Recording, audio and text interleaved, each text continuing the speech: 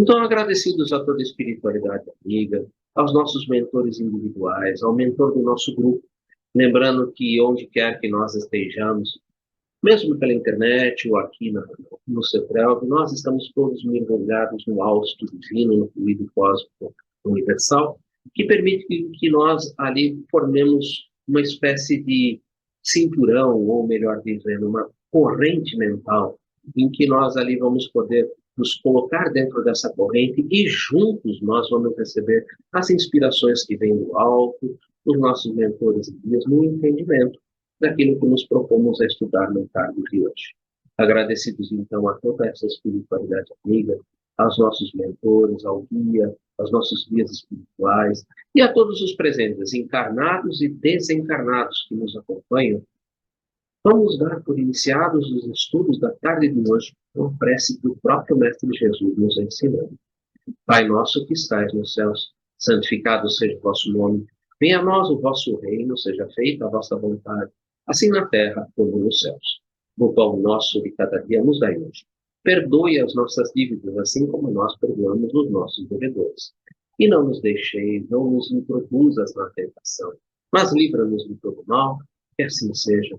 Graças a Deus, graças ao Mestre Jesus. Pessoal, nós estamos estudando dentro do livro O Consolador, nós estamos dentro do tópico Evolução, subitem dor. É o tópico que nós estamos estudando. Nós já fizemos o tópico dor e agora nós estamos no tópico provação. 2.5.2, ou seja, evolução, provação. Nós já estudamos duas perguntas dentro desse tópico, e a primeira delas era qual a diferença entre provação e expiação. Essa pergunta nós fizemos há 15 dias atrás. Na semana passada, nós fizemos a pergunta: a lei de prova e de expiação é inflexível? Também foi o estudo da semana passada. Hoje nós estaremos estudando a pergunta de número 248. Como se verifica a queda do espírito? Antes de abrir essa pergunta, eu queria primeiro agradecer a nossa irmã Leia, que ela está participando aqui com a gente hoje. Ela me encaminhou um capítulo, que é o capítulo 3 do livro Plenitude, de Joana de Ângeles.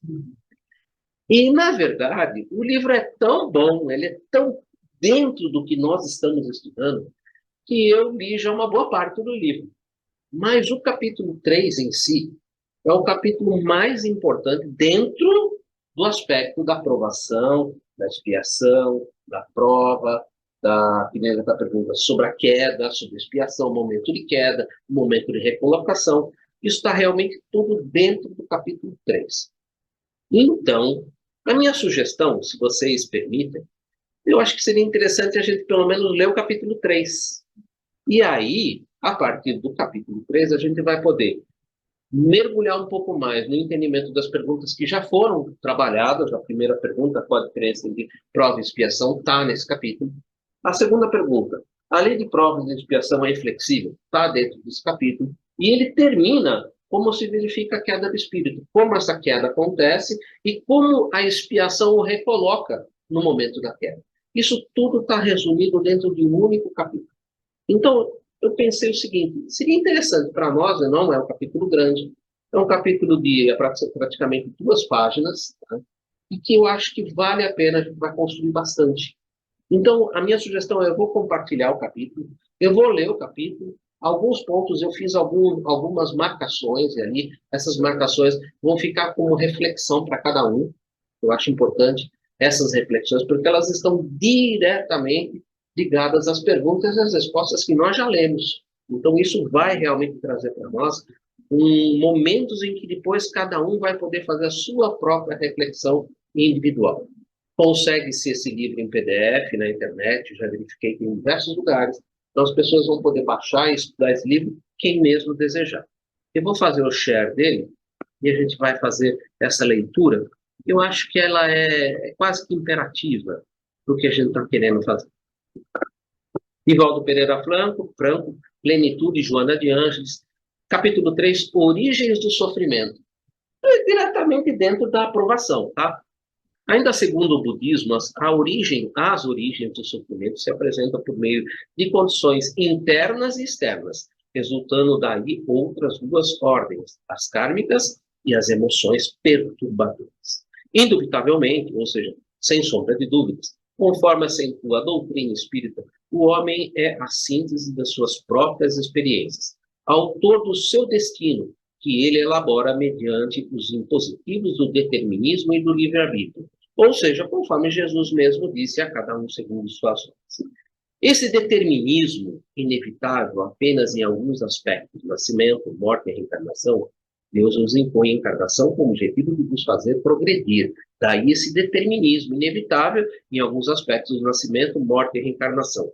Estabelece as linhas matizes da existência corporal. Eu coloquei isso em vermelho para que depois as pessoas reflitam um pouco, principalmente nos aspectos que às vezes é um pouco obnubilado quando você diz respeito às encarnações compulsórias. Lembrando que as encarnações compulsórias, elas estão dentro desse determinismo em apenas aspectos de nascimento, morte e reencarnação, ou seja, somente restrito às condições físicas que são ocasionadas por nós mesmos. Mas não existe compulsoriedade no âmbito moral. É isso que ela está querendo colocar aqui, tá? Não existe compulsoriedade no âmbito moral, tá? Estabelece as linhas matrizes da existência corporal. Sim, por isso que a gente precisa ter essa ideia muito centrada, porque às vezes as pessoas ficam imaginando que uma encarnação compulsória, ela vai ter aspectos morais. Não, o aspecto moral é você que desenvolve. É somente estabelece as matrizes de existência corporal. Por isso que eu coloquei em vermelho, e eu parei para fazer reflexão, porque eu acho que é um ponto importante, porque se você não tivesse sólido em você, às vezes você pode caminhar um pouco adiante, imaginando essa compulsoriedade num âmbito mais amplo, e ela não é, ela só é ampla no sentido da matriz, das linhas de matriz de existência corporal, propelindo o ser na direção da sua fatalidade físico, aquilo que é necessário que é necessário não, aquilo que ela tem como relação da lei de causa e efeito. Sim, que ela ocasionou para ela, mas não no âmbito moral. No âmbito moral, não. Porque senão seria uma injunção no livre-arbítrio. É a mesma coisa que eu querer. É a mesma coisa que eu querer cobrar de uma criança uma coisa que ela não tem condições ainda de me oferecer. Entendeu? Então, o desenvolvimento tem que ser um desenvolvimento ali que ela compreenda o mal e possa, a partir do compreensão, não praticar mais. Então, o desenvolvimento moral, ela exige desenvolvimento intelectual e tudo mais. Mas, às vezes, os danos que você ocasionou, eles às vezes se repercutem no teu aparelho físico, pelo corpo mental, repercutindo no corpo perispiritual, na modelagem física, e às vezes o espírito tem que reencarnar e ele não quer. E aí, como um bom pai que ama profundamente seu filho, ele recoloca na escola, com as limitações que são propícias à própria lei de causa e efeito, mas não interfere no âmbito moral, porque a moral ele vai ter que caminhar e vai ter que... E isso é natural, é um desenvolvimento natural. Seria estar violando o livre-arbítrio do ser. Então, isso não acontece. Existe encarnação compulsória, mas é só no âmbito que nele coloca, nas linhas e matrizes de existência corporal. Só essa. Propelindo o ser na direção de sua fatalidade última, que é a perseverança relativa. Todos nós somos criados para sermos espíritos puros e felizes.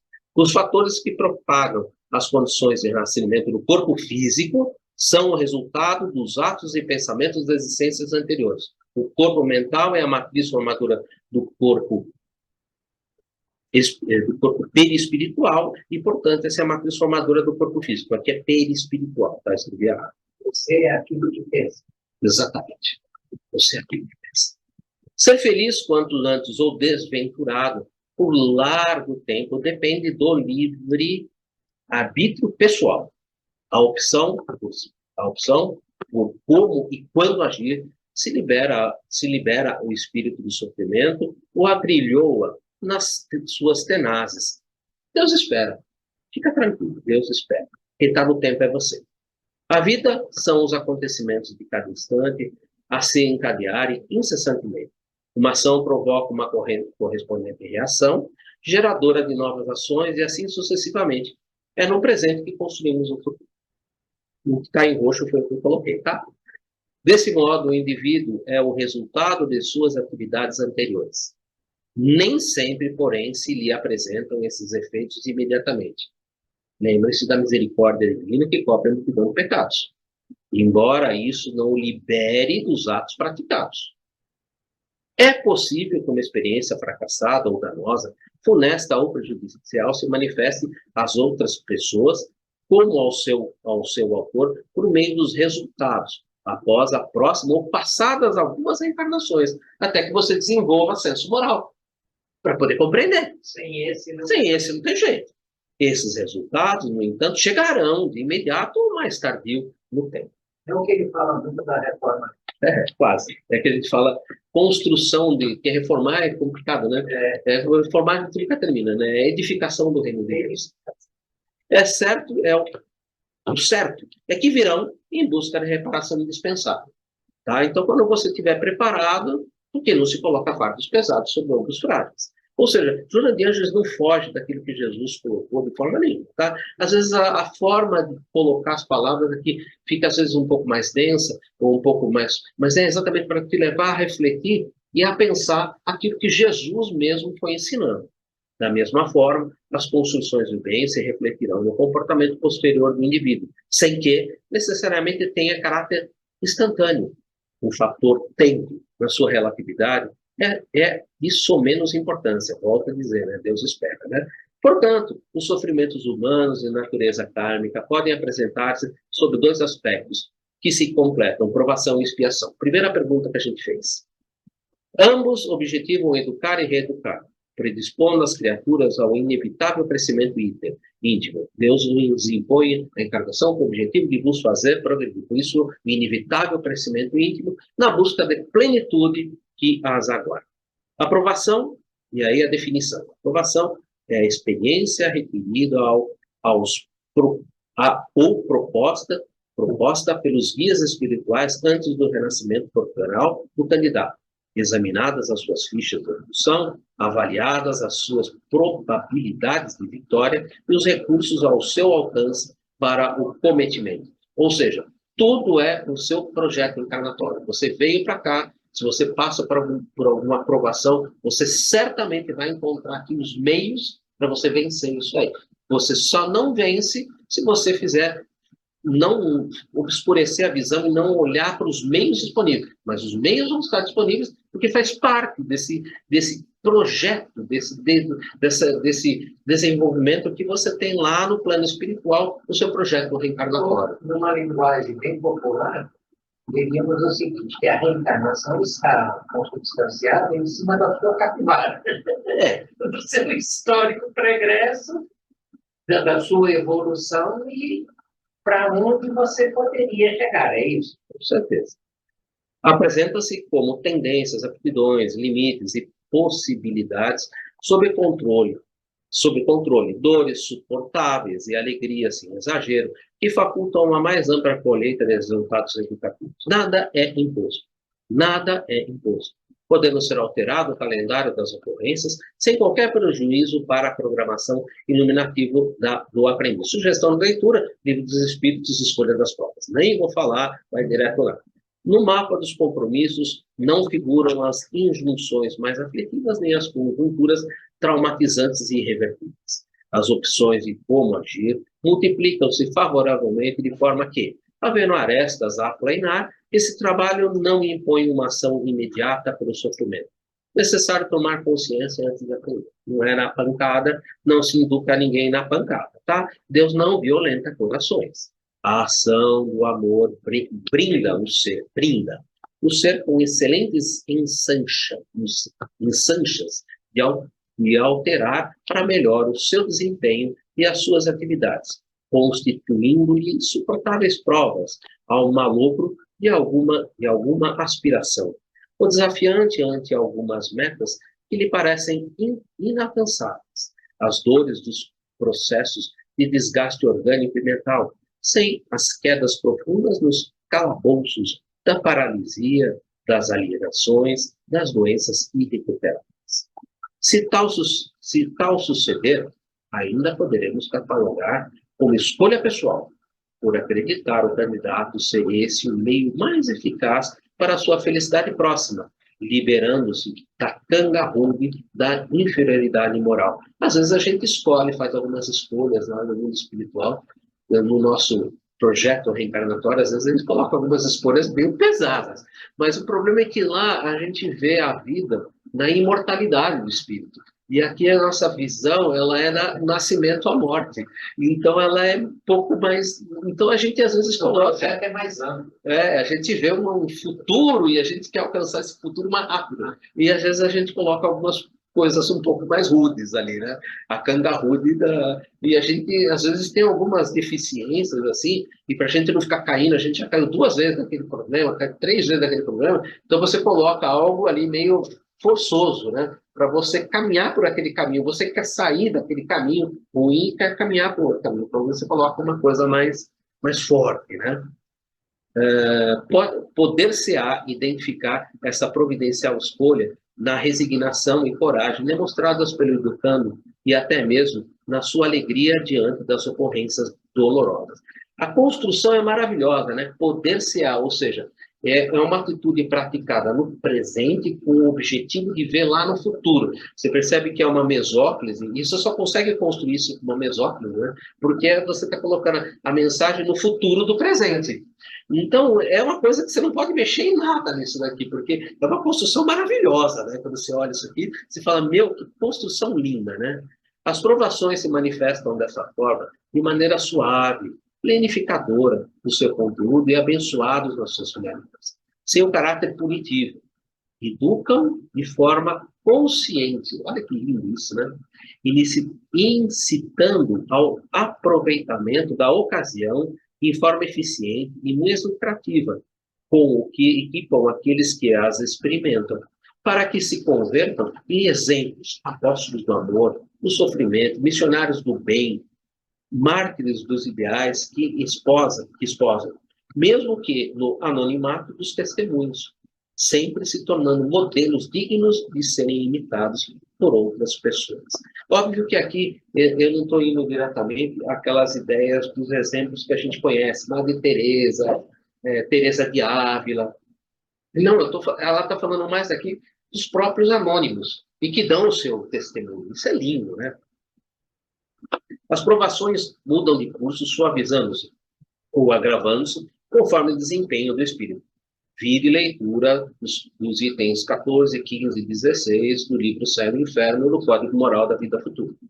As eleições de certas instruções mais difíceis no processo evolutivo representam um ato de sabedoria, tendendo-se em vista à rapidez da existência corporal e os benefícios auferidos que são de duração ilimitada.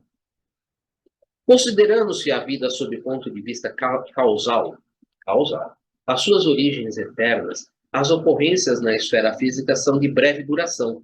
Por isso que aquela brincadeira que eu falei lá no mundo espiritual, você olha assim com uma ideia de uma longevidade muito grande, né? Então fica realmente bem nesse esquema, né? Na esfera física são de breve duração. Você vislumbra do ar como uma longevidade. E outra, parece que passar aqui 60 anos com uma dificuldade é algo tão pequeno perto de uma imortalidade do ser. É isso que ele coloca, né? Considerando a vida sob o ponto de vista causal e das origens eternas, as ocorrências na esfera física são de breve duração. Não se alongam mais do que um curto período que, ultrapassado, deixa as marcas demoradas de como foram vivenciadas. É como você vivenciou, o que aquilo te fez aprender, tá?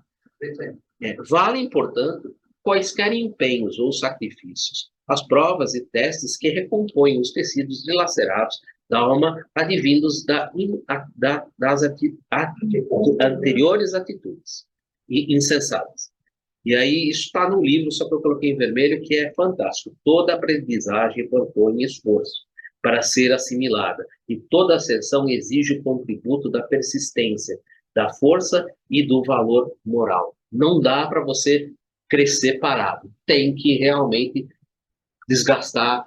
Dizem que só tem... um constante movimento, é a lei da física. Né? Constante movimento. Você só consegue crescer de 2 formas. Ou nosso irmão Arthur Valadares fala que assim, você pode ou crescer pelo suor ou crescer pelas lágrimas, não tem outro jeito, né? Os compromissos negativos, pois, pois, ressurgem no esquema da reencarnação, como provações lenificadoras, que o amor suaviza e o trabalho edificante consola. As expiações, e aí ela agora vai falar sobre as expiações, e está direto à nossa pergunta de hoje. As expiações, todavia, são impostas, irrecusáveis, por constituírem a medicação eficaz,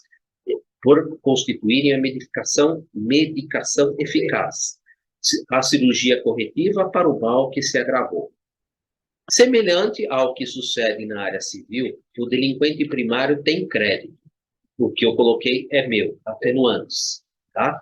Que lhe suaviza a pena e, mesmo ante os gravames pesados, logra certa liberdade de movimento, sem a ter totalmente cerceada.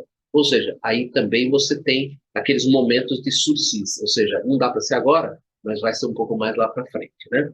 O reincidente é convidado a multa e prisão domiciliar. E aí é aquela compreensão que eu disse das encarnações compulsórias. E aí vem o seu reincidente. Ele é convidado à multa e à prisão domiciliar, conforme o caso. No entanto, aquele que não se corrige é conduzido ao regime carcerário. Ou seja, as nossas leis, hoje, além do que usamos na Terra, ela nada mais é que uma cópia do que nasceu. Se a gente respeitasse, né, seria perfeita, né? Porque, afinal de contas, o nosso código é perfeito. Afinal de contas, você prende uma pessoa por quê? Primeiro, para que ela deixe de praticar mal para ela mesma. Esse é o primeiro ponto. O segundo ponto, para que ela não deixe de prejudicar a sociedade. Segundo ponto. E o terceiro ponto que a gente não cumpre, que ela possa ser reabilitada. E essa é a questão que não cumpre. Então, esse é o grande problema nosso atualmente, né? Mas voltando àquele, né? Então, no entanto, aquele que não se corrige é conduzido ao regime de cárcere e, diante das leis mais bárbaras, a morte infamante. Ou seja, é o processo que ali entra da própria expiação, como eu disse, né? Guardadas as proporções, nos primeiros casos, o infrator espiritual é conduzido às provações, enquanto na última hipótese, a expiação rigorosa, porque o amor de Deus vige em todas as suas leis mais justas do que as dos homens, seja qual for o crime, elas objetivam reeducar e conquistar o revel, não o matando, isto é, não o extinguindo. E aí eu lembrei de uma parte que Jesus fala exatamente sobre isso, né? Meu Pai quer a morte do pecado, mas que o pecador sobreviva. É exatamente atenuante. É exatamente o que está ali, tá? Exatamente. Jamais intentam vingar-se do alucinado, antes buscam recuperá-lo. Por quê? Todos são passíveis de reabilitação. Outra vez Jesus falando, nenhuma das ovelhas que meu pai me confiou se perderá. Ou seja, ela segue precisamente, né? O encarceramento nas paresias, limitações orgânicas e mentais, ou paralisias, ou as patologias congênicas sem possibilidade de reequilíbrio, certos tipos de loucura, de cânceres, de enfermidades degenerativas se transformam em recurso expiatório para o infrator reincidente, que, no butandário das provas, mais agravou a própria situação, derrapando para os abismos da rebeldia e da alucinação propositais. Entre esses, suicidas premeditados, homicidas frios, adúlteros contumados, exploradores de vidas, vingadores de prazeres viciosos, tais como as drogas, as alucinógenas, o sexo, o álcool, os jogos de azar, a chantagem em muitos artigos da crueldade humana catalogados nos estatutos divinos. Cada ser vive com a consciência que estrutura. Daí o corpo mental modelar o corpo perispiritual, e o corpo perispiritual ser a matriz formadora do corpo físico. De acordo com os seus códigos impressos, em profundidade na consciência, recolhe as ressonâncias como experiências reparadoras ou propiciatórias da libertação. Há, em nome do amor, casos de aparentes expiações. Quantas pessoas, né? Lembro de um outro livro do Chico, né? Que tem aquele livro Renúncia, né? Que tem esqueci o nome dela, mas que vem exatamente para fazer esse tipo, né? Casos aparentes Seriam seres mutilados, surdos, mudos, cegos e paralisados, rancenidos, aidéticos, entre outros, que escolheram essas situações.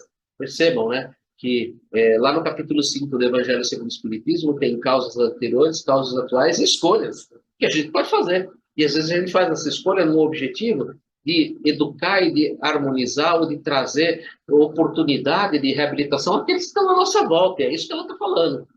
Que escolheram essas situações para lecionarem coragem e conforto moral aos enfraquecidos da luta e desolados na redenção.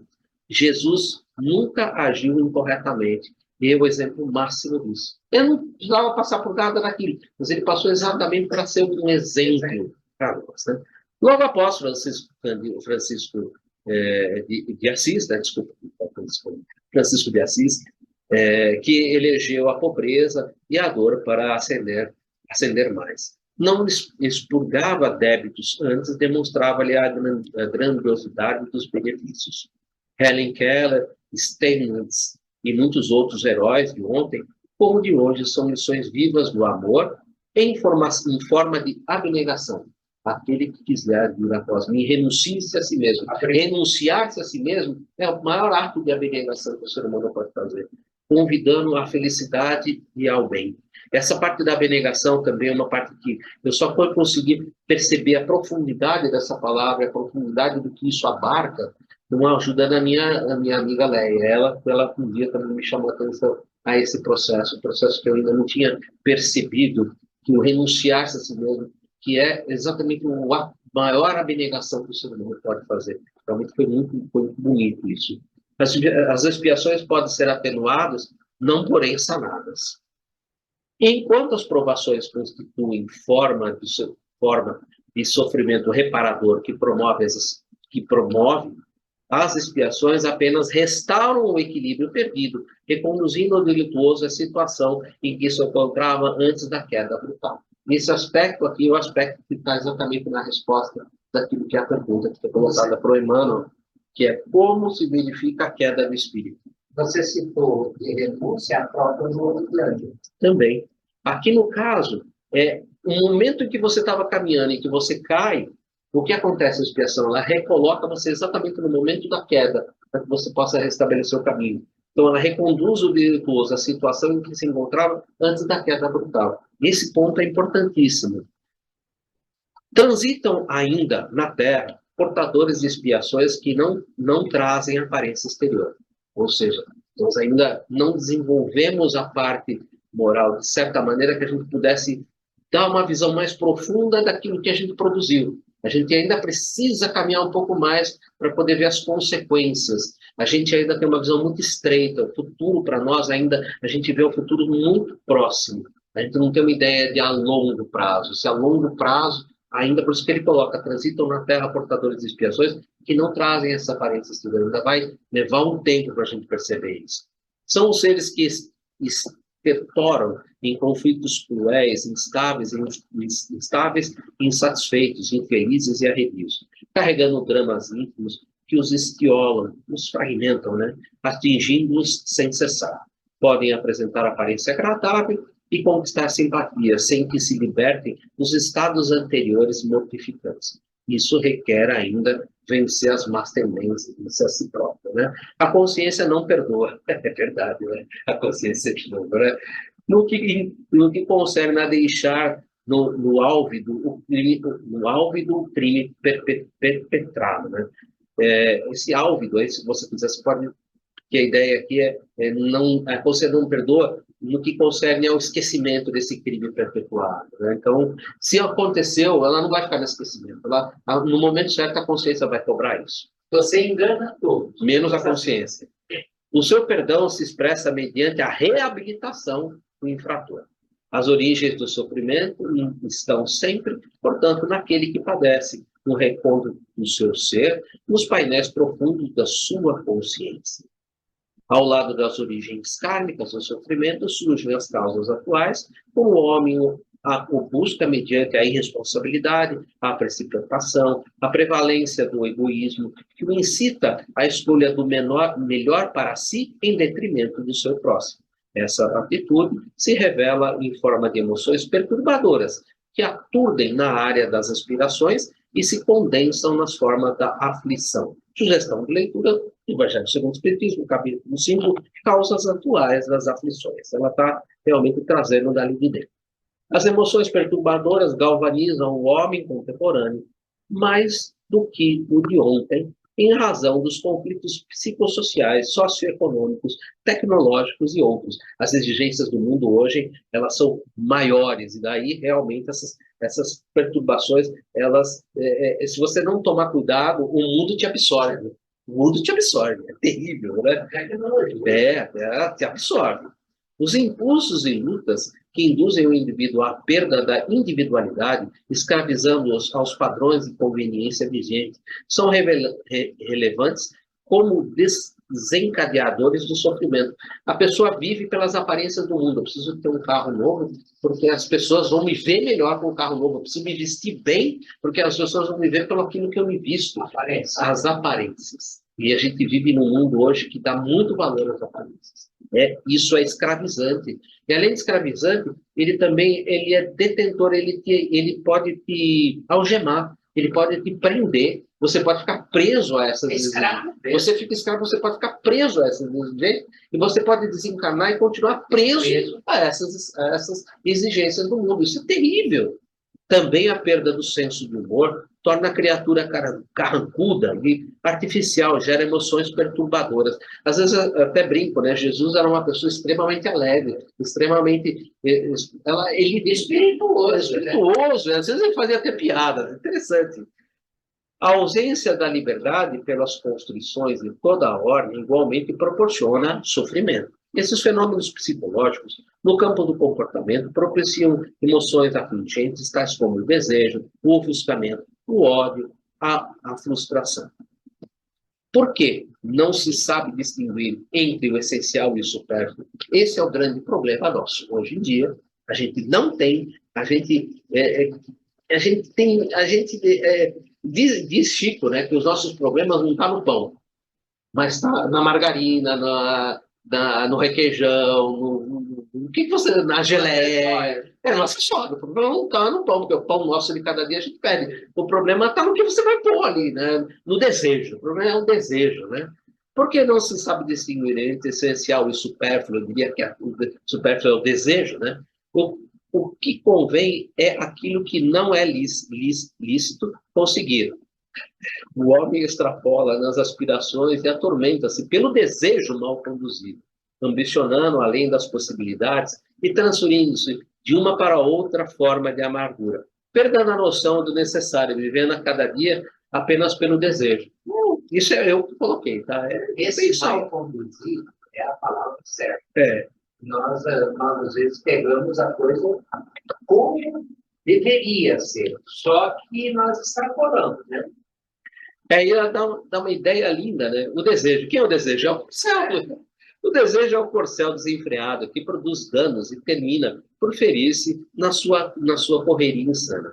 A primeira demonstração de lucidez e equilíbrio da criatura é a satisfação ante tudo quanto a vida lhe concede. Não se trata de uma atitude conformista, sem a ambição racional de progredir, mas sim de uma aceitação consciente dos valores e recursos que lhe chegam, facultando-lhe harmonia interior e bem-estar na área dos relacionamentos, no grupo social no qual se situa, toda vez que o desejo exorbita gera sofrimento. Em razão de tornar-se uma emoção perturbadora forte que desarticula as delicadas engrenagens do equilíbrio. Narra-se que a infelizmente célebre Messalina, após uma larga noite de desejos e orgia, foi interrogada por Cláudio ao amanhecer, igualmente acudido. Estás satisfeita? Ao que ela teria retarguido. Não, cansada. Quer dizer, não aproveitou nada, né? Febre voraz, o desejo faz arder as energias, aniquilando-as. Sempre se transfere de uma para outra área por conduzir o combustível da insatisfação. É o que estava escrito ali no cima, né? Males incontestáveis se derivam da sua canalização equivocada em fase de suas nascentes no egoísmo. Este câncer do espírito responsável por danos contínuos no processo da evolução do ser. Mesmo na realização edificante, o desejo tem de ser conduzido com equilíbrio, a fim de não impor necessidades que não correspondem à realidade.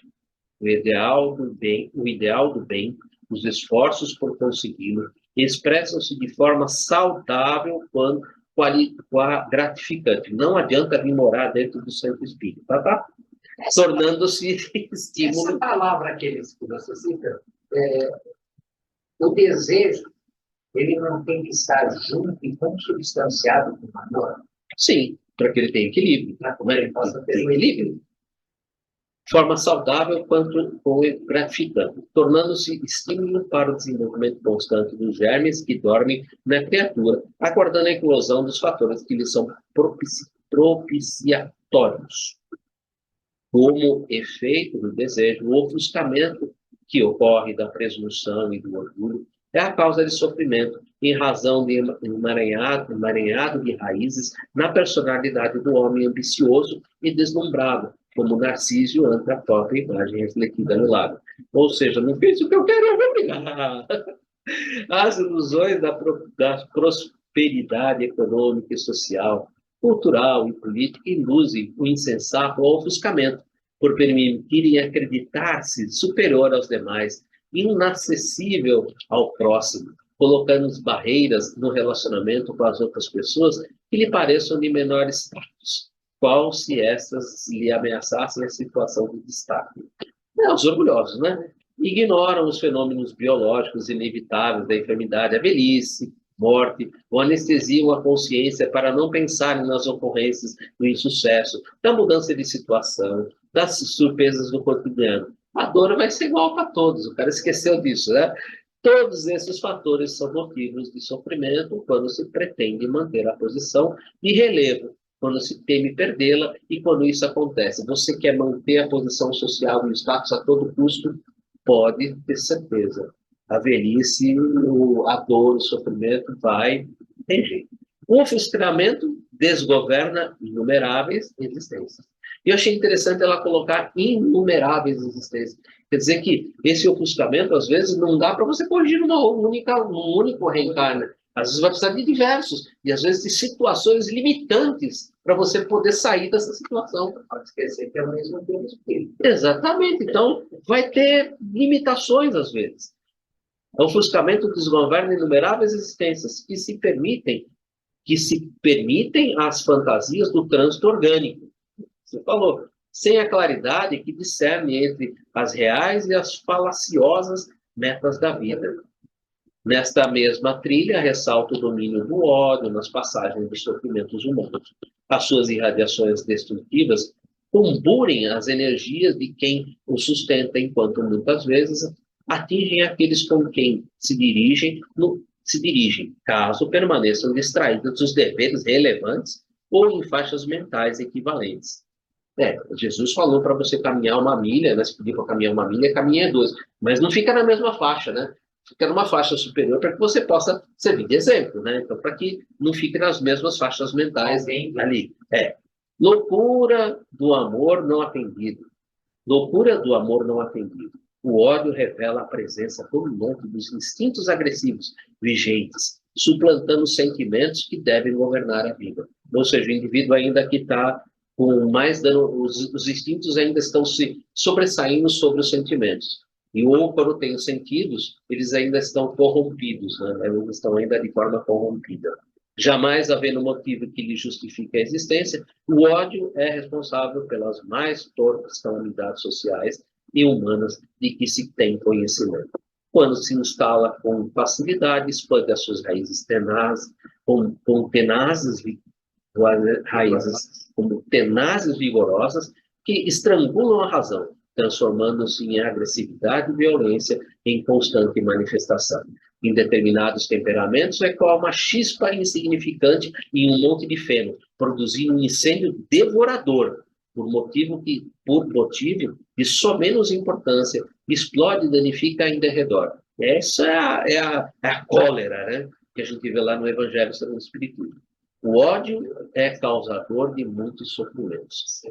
Leia a cólera, Evangelho segundo o Espiritismo, capítulo 9, bem-aventurados os mansos e pacíficos, a cólera. Todo o empenho deve ser enviado para desarticulá-lo, onde se apresente e instale. Sem esse trabalho, ele se irradia e infelicita. Pestilencial, ele contamina com facilidade, transvestindo-se de radiações, ansiedade, revolta e outros danosos mecanismos psicológicos reagentes. A frustração, por sua vez, responde por sofrimentos que seriam evitáveis, não fossem exageradas as esperanças do homem, as suas confusas ideias ao alto merecimento, que lhe infundem crenças falsas na possibilidade que não lhe estão ao alcance. Porque se supõe credor de títulos que não possui. A criatura se frustra, entregando-se a reações inesperadas de depressão ou cólera, fugindo da vida ou atirando-se rebelde contra ela e os seus valores. Quando o homem adquire a medida do pouco ou quase nenhum merecimento pessoal, equipa-se de harmonia e fé, de coragem e paz para enfrentar as vicissitudes e superá-las, nunca se permitindo malograr nos empreendimentos. Se esses não oferecem os resultados desejados, como é natural, insiste, persevera, até a constatação de que outro deve ser o campo de atividade a desenvolver ou até receber a resposta favorável ao trabalho enviado. O amor é o antídoto para todas as causas do sofrimento, por proceder do divino psiquismo, que gera e sustenta a vida em todas as suas expressões. Laurizando pelo amor, o homem discerne, aspira, age e entrega-se em confiança, irradiando energia vitalizadora, graças à qual se renova sempre e altera para melhor a paisagem por onde se movimenta. O amor é sempre o conselheiro sábio em qualquer circunstância, orientando com eficiência e produzindo resultados salutares que propelem o progresso e a felicidade. Na raiz de qualquer tipo de sofrimento, sempre será encontrado com o seu autor o próprio espírito que se conduziu erroneamente, tá? Trocando o mecanismo do amor pela dor no processo da sua evolução. A fim de apressar essa recuperação, eis que se inverte a ordem dos acontecimentos. Sendo a dor um meio de levá-lo de volta ao amor, por cuja trilha se trouxe. Ou seja, se não vai para o amor, vai pela dor. Certo? E com isso termina. Eu vou fechar o share, vou ler a pergunta de hoje rapidamente e a resposta, e aí vou abrir para a gente conversar rapidamente, porque eu tomei muito tempo. 248. Como se verifica a queda do espírito? Conquistada a consciência e os valores racionais, todos os espíritos são investidos de uma responsabilidade dentro das suas possibilidades de ação. Ou seja, nós falamos disso sobre o livre-arbítrio relativo, né? Porém, são raros os que praticam seus legítimos deveres morais, aumentando os seus direitos divinos no patrimônio universal. Colocado por Deus no caminho da vida, como discípulo que termina os estudos básicos, a alma nem sempre sabe agir em relação com os bens recebidos do Criador, caindo pelo orgulho e pela vaidade, pela ambição ou pelo egoísmo, quebrando a harmonia divina pela primeira vez e penetrando em experiências penosas a fim de restabelecer o equilíbrio da sua existência. Tudo que Joana de Ângeles falou é exatamente aberto dentro do que está aí fechadinho do que nós apresentou Emmanuel. Gente, eu falei demais e eu queria agora passar para vocês, se alguém quer colocar alguma coisa, se alguém quer trazer alguma coisa. Para quem chegou um pouquinho mais tarde, eu li o capítulo 3 do livro Plenitude, de Joana de Ângeles. No capítulo 3, ele trabalha exatamente sobre as 3 perguntas que nós já fizemos, que é qual a diferença entre provação e expiação, a lei de provas e expiações é inflexível, e como se verifica a queda do espírito. Nossas três perguntas, elas estão dentro do capítulo 3 do livro Plenitude, e é por isso que eu fiz essa leitura, a fim de que a gente pudesse ter um pouco mais de arcabouço na nossa conversa. Obrigado e passo a palavra para vocês.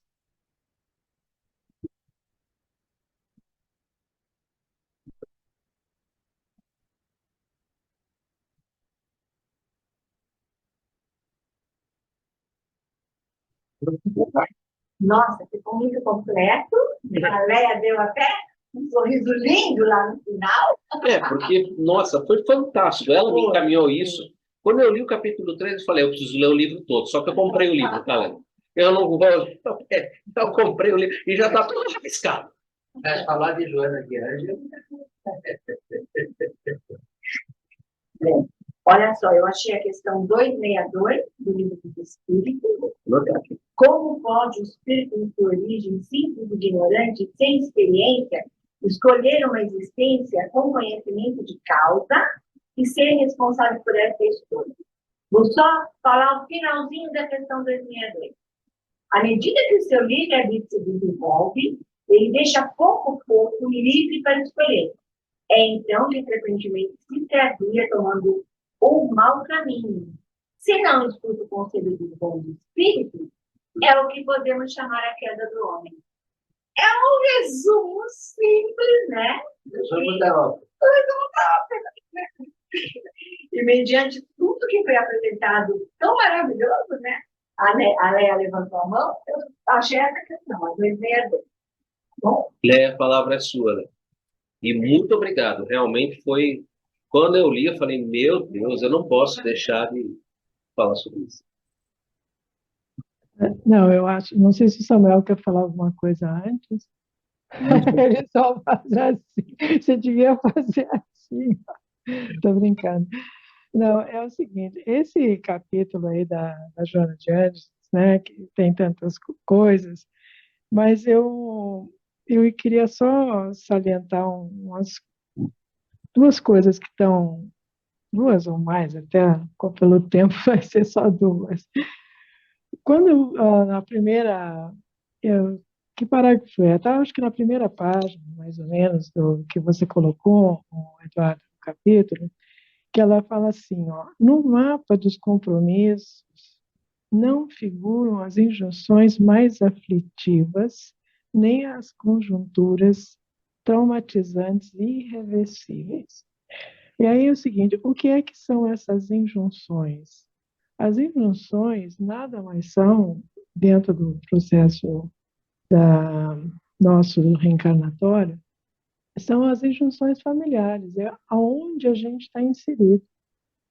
Então, a pequena família, né, a família, digamos assim, o pai, a mãe e filhos, ali estão as injunções.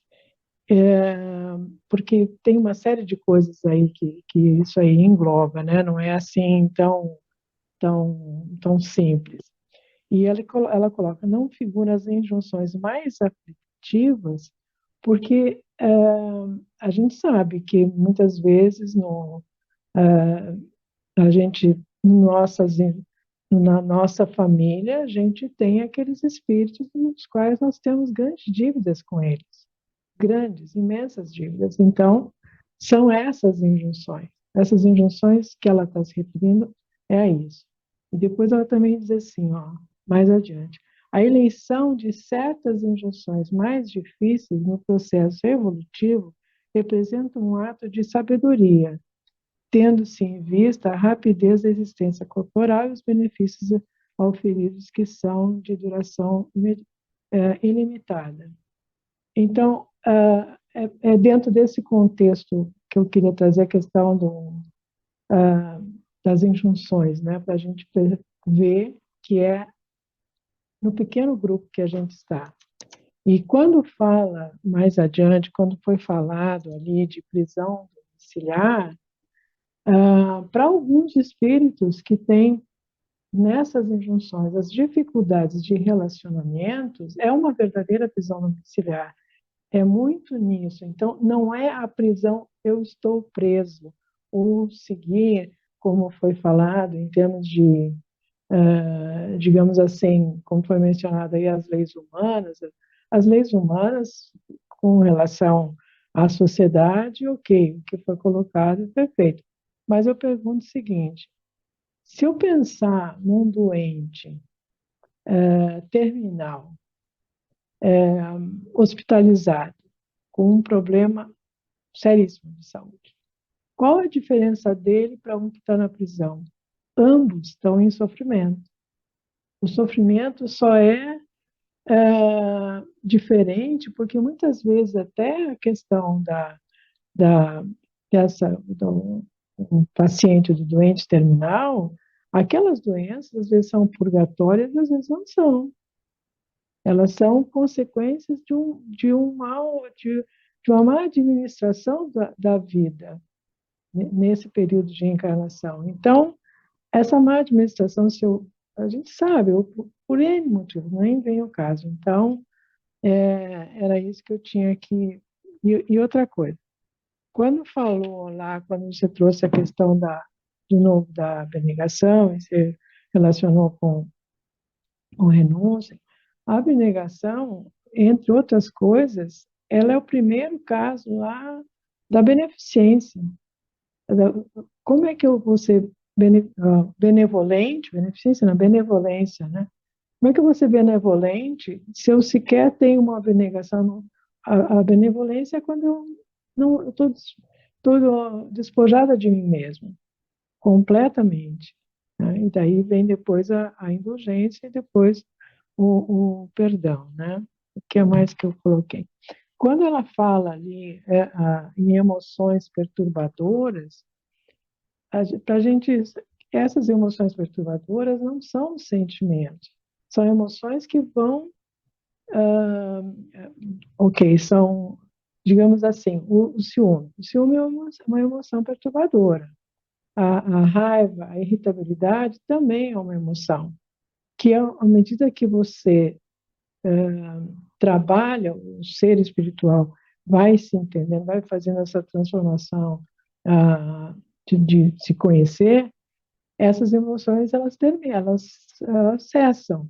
Passa a existir o quê? Há uma força enorme do espírito que é o sentimento. Então, vem a consequência, quer dizer, ela se extingue, por isso que ela é uma perturbação, quando você trabalha, e depois você vai transformar isso em sentimento. E eu não sei, mas acho que, não sei se eu ouvi direito, quando falaram que o desejo é igual a alguma coisa, não me lembro o que foi que foi falado ali, mas o desejo, ele é comandado, ele é o que alavanca o desejo correto é a vontade, mas a vontade ligada digamos, a consciência e a razão. Né? Não é só. Então, você tem três coisas: você tem o desejo, você tem a imaginação, você tem a memória e você tem a inteligência. A vontade, ela trabalha esses quatro elementos aí que alavancam o próprio espírito, né? E quando foi falado ali que era um corcel, isso é a questão 908, do Livro dos Espíritos. É exatamente a questão 908. Deixa eu até ver, que eu acho que eu não. Deixa eu até colocar aqui, ó, quer ver? Que está no item paixões. A questão 908 diz assim: como definir o limite em que as paixões deixam de ser boas para se tornarem más? As paixões são como um cavalo que só tem utilidade quando é governado e que se torna perigoso quando passa a governar. Então, é exatamente o que ela colocou lá quando ela fala em corcel desgovernado. Né? Ela está trazendo essa questão. Deixa eu ver se eu anotei mais alguma coisa. Acho que não. Era isso. Eu só tenho a agradecer, acho que a gente também só tem a agradecer realmente ter passado para mim ali a colocação da leitura desse capítulo do livro Plenitude. Na verdade, eu até lembrei disso na semana passada, mas eu vou ser honesto, eu não tinha lido o capítulo. Eu sabia desse trechinho. Por quê? Porque a gente ouve esse trechinho, muitos palestrantes trabalhando sobre esse trecho. tirado do livro Plenitude, que a expiação é exatamente esse momento em que você tem essa queda, ele recoloca que normalmente o Haroldo Dutra, o Arthur Valadares usam muito esse trecho do livro, mas eu vou ser honesto, eu não tinha lido o capítulo todo, e esse capítulo realmente ele é fantástico, e dentro do que a gente está estudando, perfeito. E para aqueles que estão acompanhando aqui com a gente, ou pela internet, vocês que vão assistir depois as gravações no YouTube, recomendo a leitura do livro. O livro realmente ele é maravilhoso. Ele é um livro, eu diria assim, eu não tinha lido. Quando eu li o capítulo 3 eu recebi o PDF, que a Léa me passou o PDF inteiro.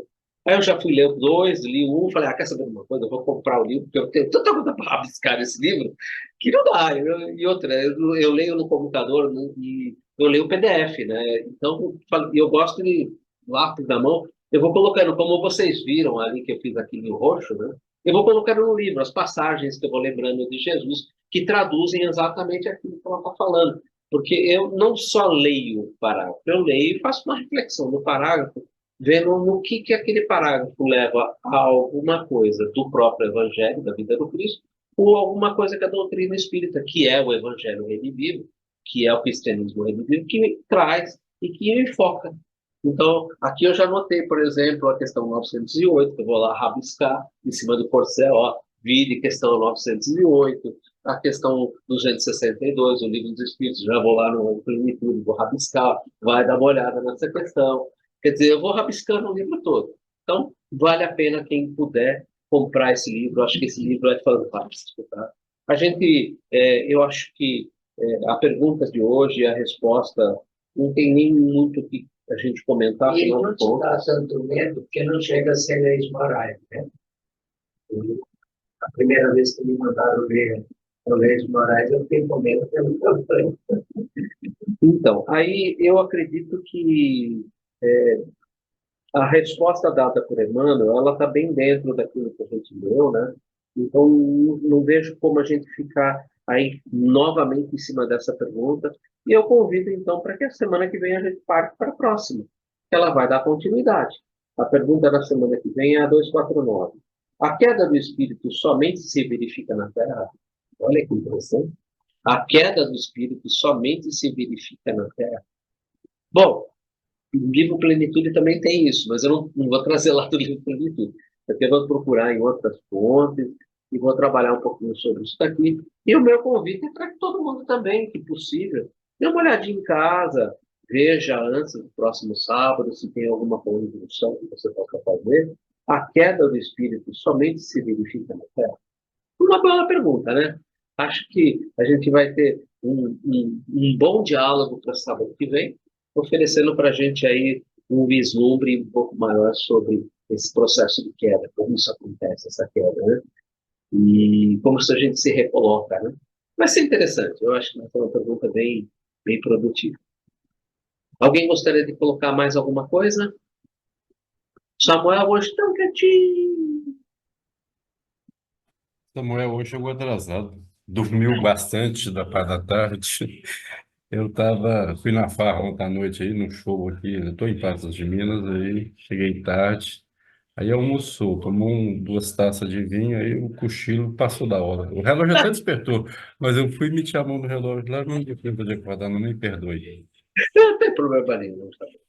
Sua presença já é gratificante para nós aí. Muito obrigado pela presença. Queria agradecer de coração a Leia por todo esse esforço que ela tem feito aqui com o nosso grupo. Um grupo pequenininho, mas a gente está fazendo o nosso esforço todo sábado, procurando aqui se reunir e estudar, compreender um pouco mais. Não só compreender, também se esforçar para colocar isso em prática. Esse é o objetivo maior que acho que todos nós aqui, né? Aprender e colocar em prática. Então, nossa gratidão. Gratidão a Mara querendo falar, só abre o microfone, Leia também.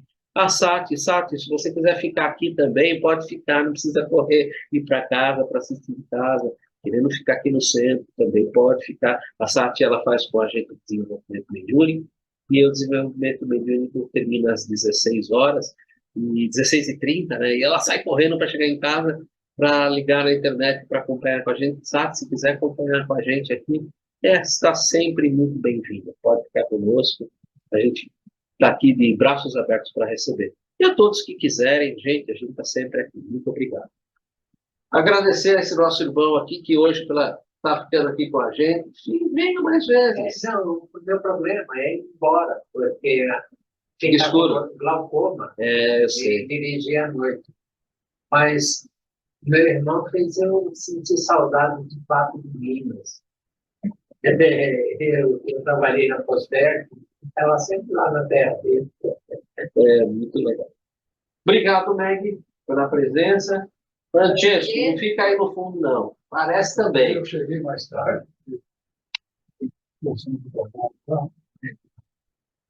Bom, gente, quem pode fazer para a gente encerramento? Faz encerramento para nós, Omar, por favor. Desculpa aí do adiantado aí dos 7 minutos. Senhor de infinita bondade, Pai eterno, nosso Pai, agradecidos que estamos pelo aprendizado, por poder nos reencontrar, ainda que alguns irmãos nossos, pela tecnologia, mas espiritualmente sabemos que estamos juntos. Porque assim nos permite a tecnologia de Deus. Em comunhão de pensamento, em amor, a seara do Cristo, que todos nós caminhamos. E pedimos força para que possamos estar sempre atentos ao nosso progresso coletivo, que tenhamos o discernimento e que sem essa troca de aprendizagem no processo evolutivo, jamais chegaremos àquilo que nos propõe, o átomo angelical, e possamos progredir ao máximo nesta encarnação. E assim sendo, agradecidos, pedimos a Mamãe Maria que nos envolva com seu manto sagrado, com a prece da Ave Maria. Ave Maria, cheia de graça, o Senhor é convosco. Bendita sois entre as mulheres, bendito é o fruto do vosso ventre, Jesus. Santa Mãe de Jesus, rogai por nós, pecadores, agora e na hora do nosso desencarne e libertação. Do nosso Espírito. Assim.